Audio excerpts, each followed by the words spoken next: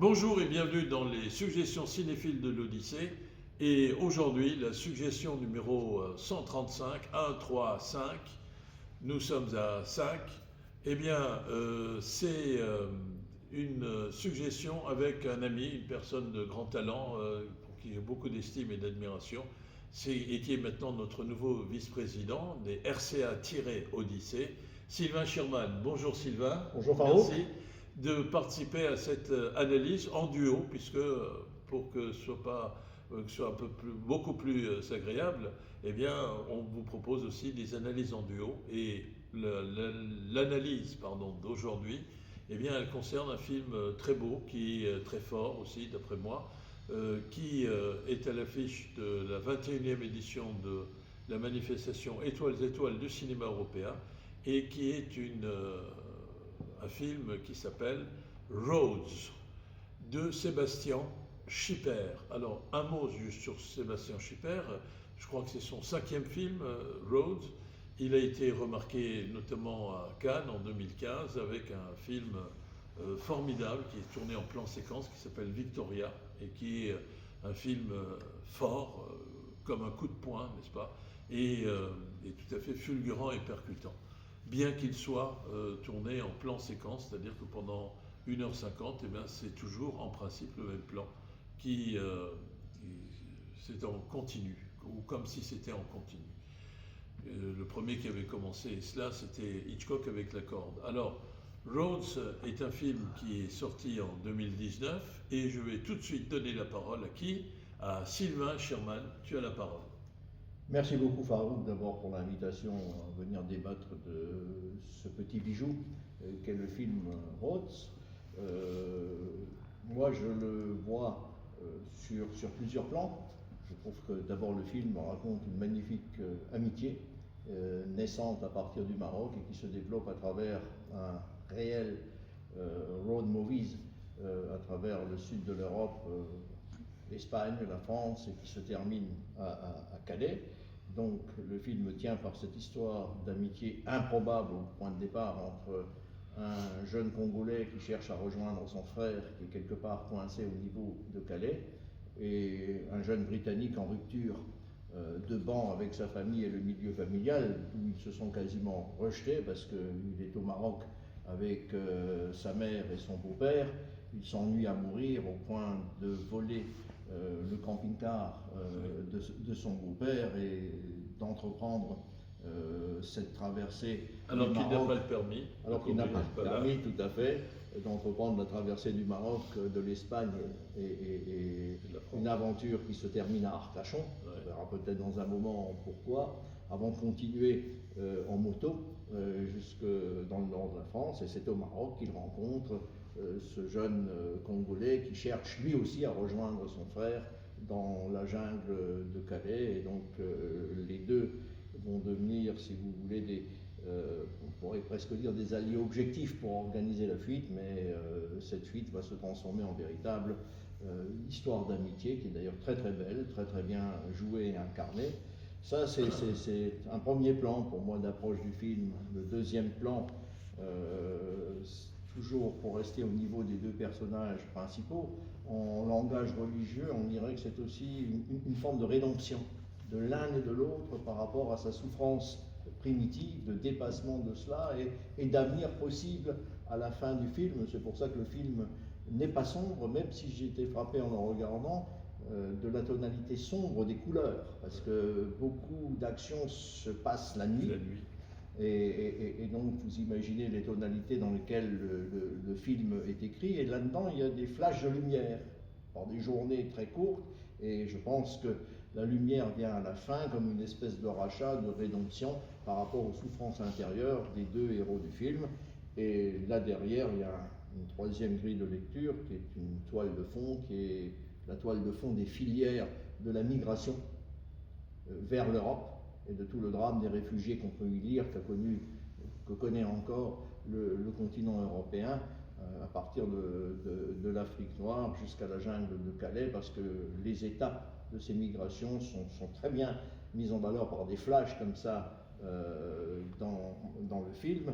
Maroc, le passage du détroit de Gibraltar, l'Espagne, le passage des Pyrénées, quelques points en France, et cela se termine à Calais comme route, et on le voit très bien illustré. Chemin de la migration qui sont des chemins ou des routes de la douleur, mais en même temps, et le film le montre aussi, des routes de tous les trafics et de la criminalité organisée, à la fois pour dépouiller ces migrants. Il y a des scènes qui le montrent très très bien, mais en même temps, c'est aussi une route de la drogue, c'est aussi une route de la criminalité. De la xénophobie aussi. Et de la xénophobie. Et donc ça, c'est la toile de fond sur laquelle se déroule cette histoire d'amitié. Donc moi, je vois ces trois niveaux et je trouve que la réussite, c'est d'avoir réussi à imbriquer ces trois niveaux dans une très belle histoire. C'est une espèce de petite parabole des temps modernes. Oui. Et on pourrait même dire que je souscris, mais alors à 3528% à tout ce que tu dis, cher Sylvain. Et on pourrait même ajouter que Sébastien Schipper, qui est allemand, n'est-ce pas? Il n'y a aucune allusion à l'Allemagne d'ailleurs.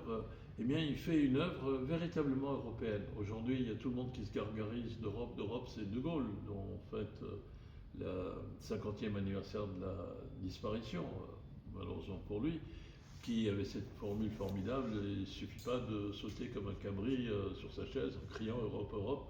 Aujourd'hui, pour un oui, pour un non, on se proclame européen alors qu'on ne fait rien par ailleurs, en réalité, pour une véritable construction européenne des citoyennes et des citoyens.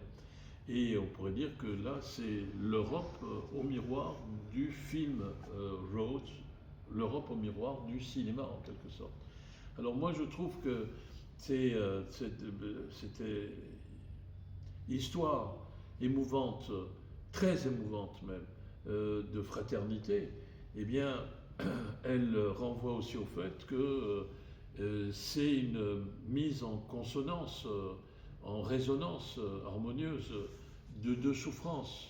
L'un par rapport au frère qu'il recherche à Calais et qui vient du Congo, et qui, par touche pudique, progressive, montre le déchirement qu'a représenté le choix de ce frère qui est parti de son pays sans avertir personne et qui se retrouve bloqué à Calais, notamment vis-à-vis de la mer, parce que la première chose qu'il fait quand il le retrouve, c'est d'enguirlander son frère, et avant de l'étreindre.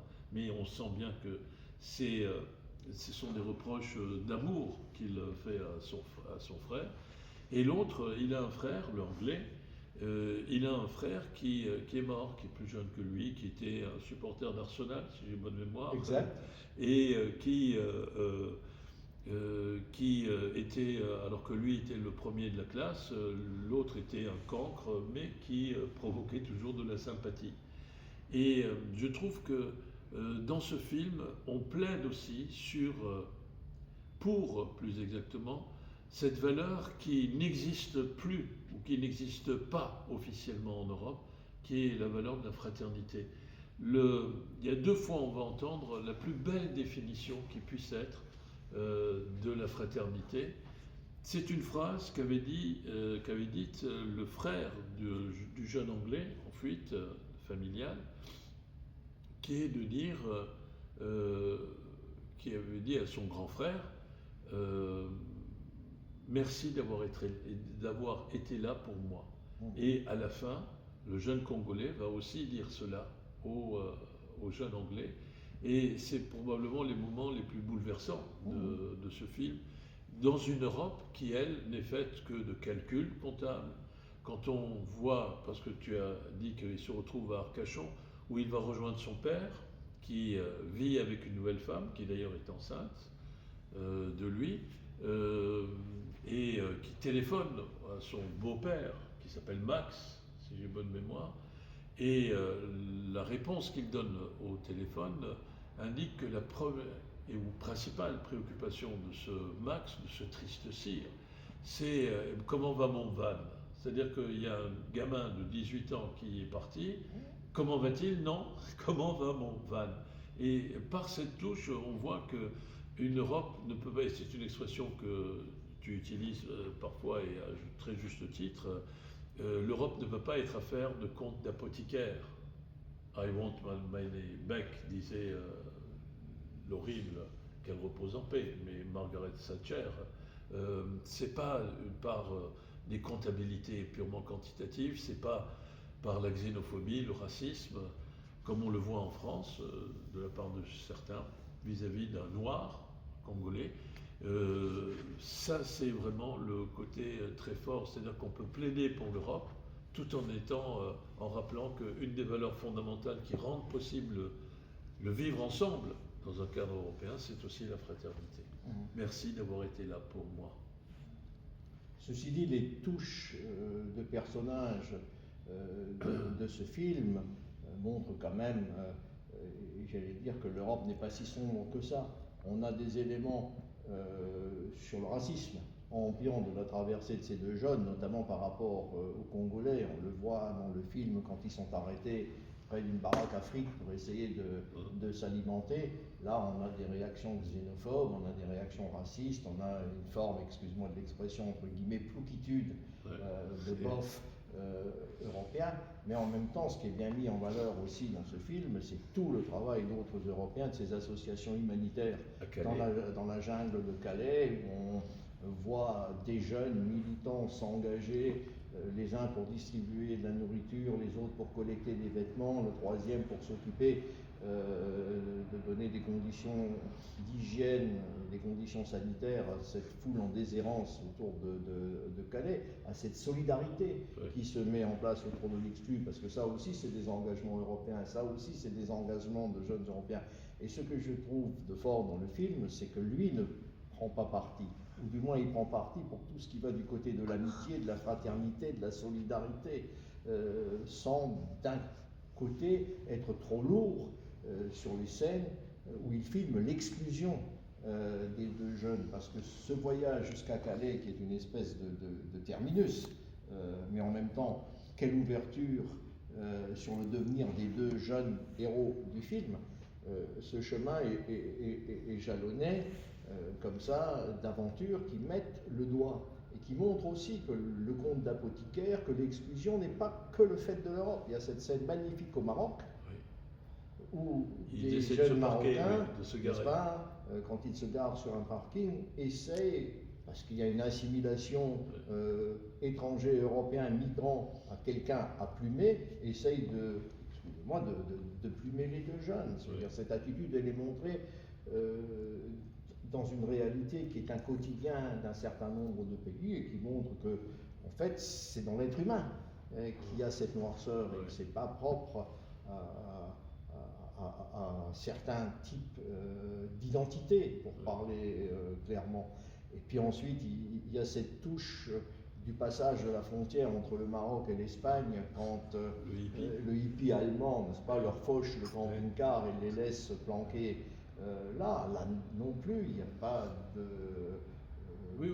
belle touche, c'est extrêmement partagé entre types de populations. On montre un peu une certaine facette de l'âme humaine, et de l'autre côté, le potentiel aussi qu'il y a dans cette âme humaine, avec cette solidarité, d'abord entre les deux jeunes, et ensuite ce qui se passe à Calais, autour du monde associatif, parce qu'assez curieusement dans ce film, autour de Calais, il n'y a que les associations qui sont mises en valeur par le metteur en scène, et tout ce travail de solidarité autour des migrants. Et là où je trouve que c'est rédempteur, c'est la fin.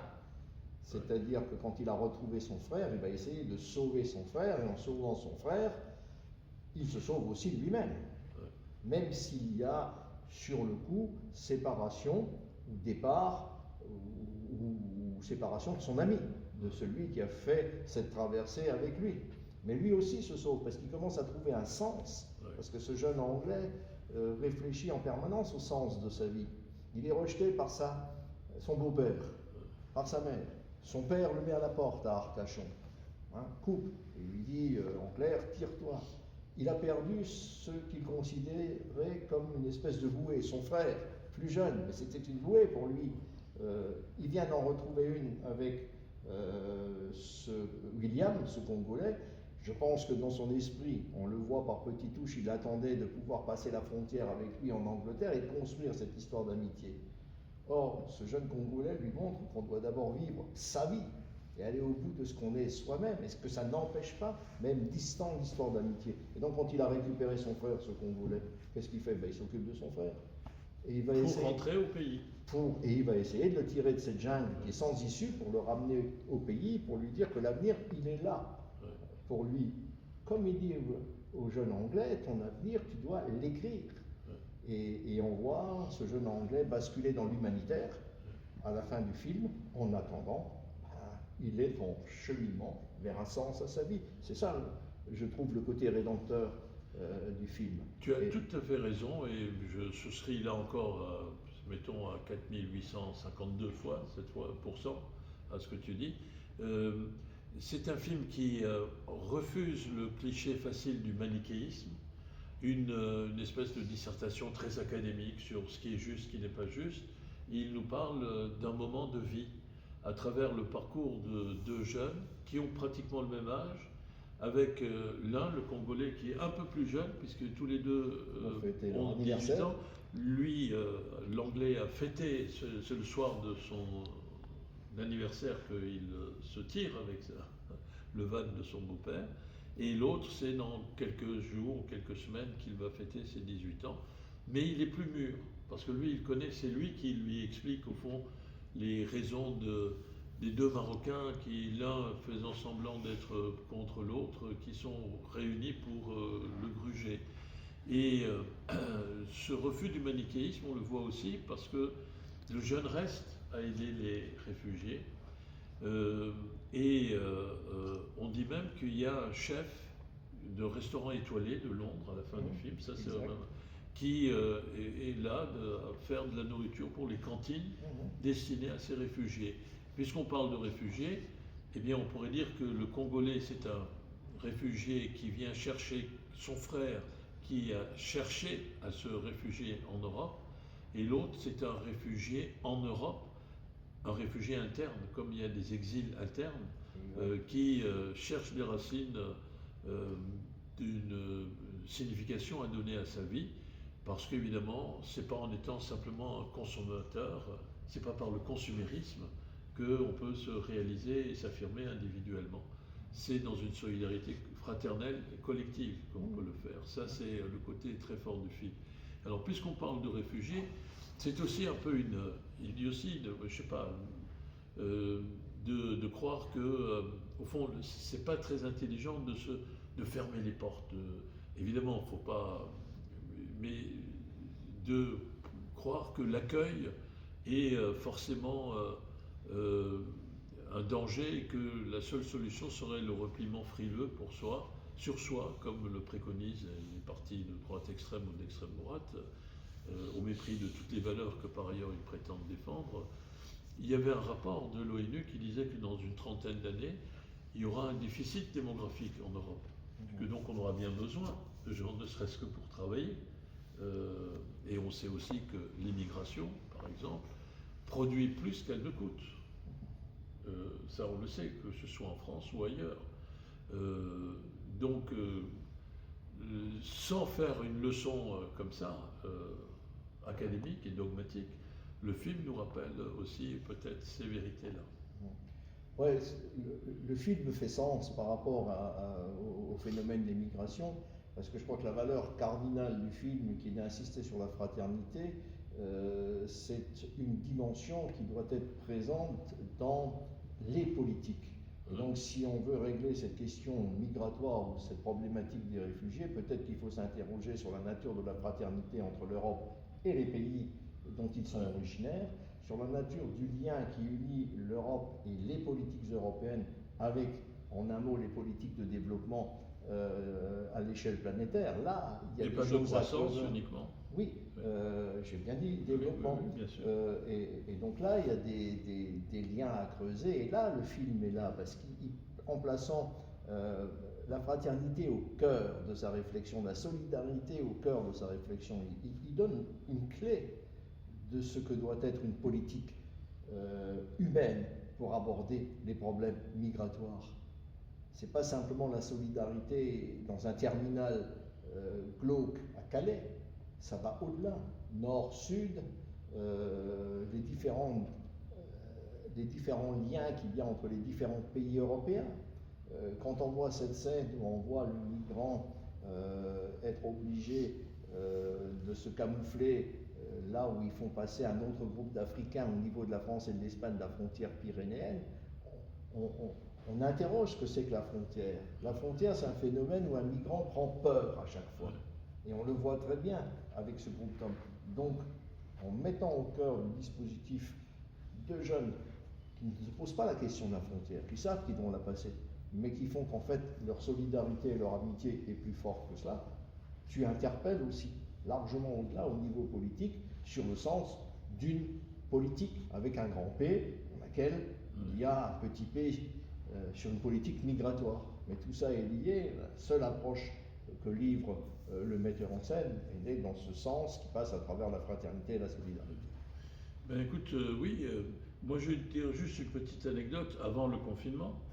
J'avais revu le film parce que je l'avais vu la première fois, mais sur petit écran d'ordinateur, avec une personne qui a pleuré pratiquement comme une fontaine parce qu'elle était. C'est quelqu'un qui est plutôt capable d'être endurci, mais parce que ça avait vraiment touché au cœur ce film qui est formidable.